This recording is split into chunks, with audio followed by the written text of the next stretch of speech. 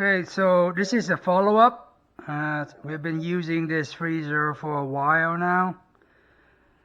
And, well, according to the menu, they say to put it on 4.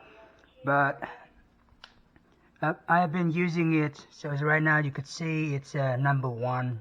So I use it number 1 and it's keep the food frozen just fine. So I don't need to leave it on 4. Save electricity. And I don't want a lot of ice build up. So,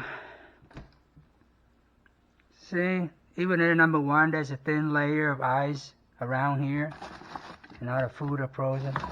I have these, I don't know what these called, little ice pack I use for my lunch. I use it to throw them in here. So at number 1, keep food frozen just fine, as you could see. So ideally, for the chest freezer, when you're loading it for the first time, usually you plug it in and leave it on number 4 according to the owner manual. Just leave it on for like maybe 2 hours and then you start loading food. Do not put hot food into the chest freezer.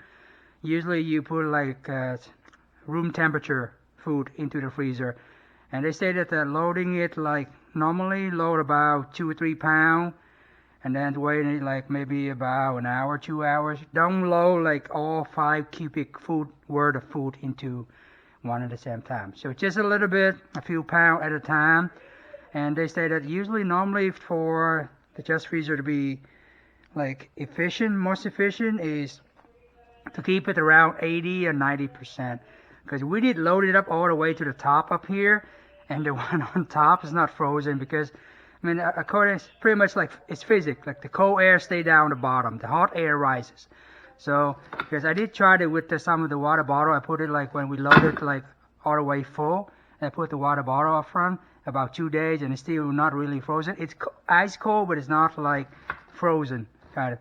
So we remove some of the food and put it back to the freezer that we have. But for the chest freezer, ideally put about 80-90%, not like all the way to the top. Because usually the one I put on the top, it would take about a few days to get something frozen.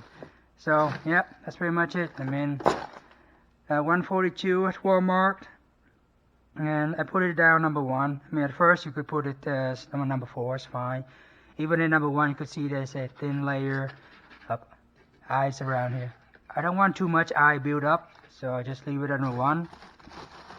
And I still keep my food frozen just fine, so... Yeah, I think it's a little bit cheaper. This is cheaper than the other freezer. The other one is like, what is it, 180, 200. So 142. Well, let's see how long it will last. All right. So that's it. Thank you.